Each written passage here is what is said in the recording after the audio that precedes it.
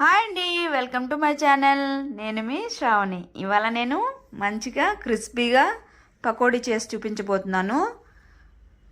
ముందుగా ఆనియన్స్ అనేవి సన్నగా పొడవుగా కట్ చేసుకొని పెట్టుకోవాలి. అందులోకి పసుపు, అలానే చిల్లీ పౌడర్, తర్వాత జీలకర్ర వేసుకోవాలి. తర్వాత ఇందులోకి తగినంత సాల్ట్ వేసుకొని ఇదంతా ఆనియన్స్ ప్రెస్ చేసుకుంటూ మంచిగా ఒకసారి మిక్స్ చేసేసుకోవాలి. తర్వాత మిక్స్ అయిపోయిన తర్వాత ఇందులోకి ఒక గుప్పెడంతా కొత్తిమీర వేసుకోవాలి. తర్వాత ఒక స్పూను మైదా పిండి, అలానే ఒక స్పూను బియ్యం పిండి, ఒక 2 స్పూన్స్ శనగపిండి వేసుకోవాలి. వేసుకొని తర్వాత సోడా ఒక చిటికెడు వేసుకొని ఇవన్నీ మంచిగా మిక్స్ చేసేసుకోవాలి.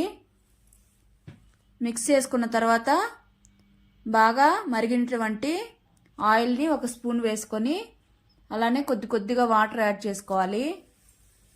వాటర్ అయితే ఎక్కువ పట్టదండి, ఎందుకంటే పకోడీ డ్రైగా ఉంటేనే బాగుంటుంది పిండి, మరి సాఫ్ట్గా కాకుండా. కొద్దిగా అవసరమైతే ఒక 2-3 టేబుల్ స్పూన్స్ ఆయిల్ యాడ్ చేసుకొని మిక్స్ చేసేసుకొని ఒక 2 మినిట్స్ అలా పక్కన పెట్టేసి తర్వాత డీప్ ఫ్రై చేసుకోవాలి. నేను ఆల్రెడీ ఇక్కడ ఆయిల్ పెట్టేసుకున్నాను కాబట్టి కొద్దిగా వేసుకోవాలి.